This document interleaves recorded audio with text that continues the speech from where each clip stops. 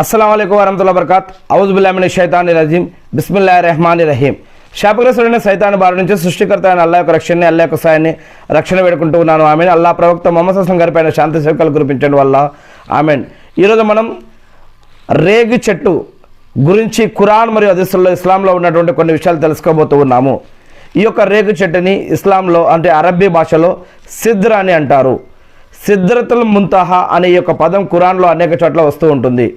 సిద్రతుల్ ముంతహా అంటే 7వ ఆకాశం మీద ఆకాశం 7 ఆకాశాలు ఉన్నాయని 7వ ఆకాశం మీద సిద్రతుల్ ముంతహా అంటే ఒక రేగు చెట్టు ఉంది అని, దానిపైన మరి అర్ష్ అనే పీఠం ఉంది. దాని ఇంకా సిద్రతుల్ ముంతహా దాటి అర్ష్ అనే పీఠం ఉందని, ఆ అర్ష్ అనే పీఠం పైన అల్లాహ్ ఉన్నాడు అని ఖురాన్ తెలియజేస్తూ ఉంది.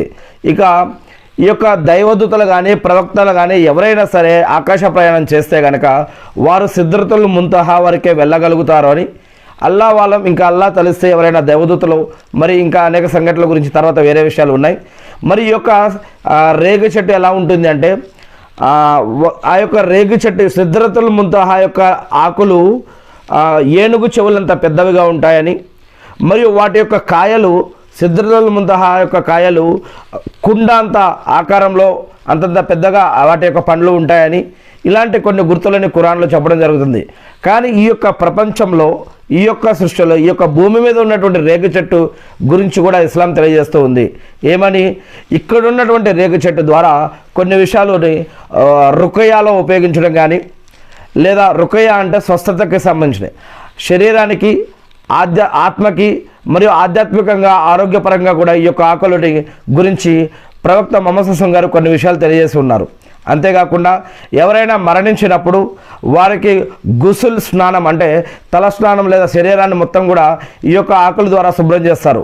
ఎలా అంటే ఎవరైనా ఒక వ్యక్తి మరణిస్తే కనుక కొన్ని వేడి నీళ్ళు తీసుకొని ఒక బకెట్లో ఈ యొక్క ఆకులు ఆ యొక్క వేడి నీళ్ళల్లో వేసి మంచిగా ఉడికించి వాటి ద్వారా ఆ యొక్క నీటి ద్వారా ఆ యొక్క మృతదేహానికి ఈ యొక్క నీటి ద్వారా తలస్నానం లేదా మొత్తం పరిశుభ్రత చేస్తారు శరీరాన్ని.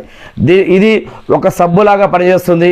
దీంట్లో యాంటీ బ్యాక్టీరియా లక్షణాలు ఉన్నాయని, దీని ద్వారా అనేక శరీరానికి సంబంధించినటువంటి అనేక రకాల చర్మవాదులకు కూడా ఇది పనిచేస్తుందని ఇది ఇస్లాంలో చెప్పడం జరుగుతుంది. అంతేకాకుండా ఆనాటి కాలంలో ప్రవక్త ముహమ్మద్ సల్లల్లాహు అలైహి వసల్లం గారి యొక్క కాలంలో ఆనాడు చర్మ వ్యాధులకే కాకుండా మరి తల స్నానానికి, చుండ్రుకి లేదా అనేక రకాల సమస్యలకి మరి స్నానానికి ఈ యొక్క ఆకుని వాడుతూ ఉండేవారు, ఈ యొక్క రేగు చెట్టు ఆకుల గురించి.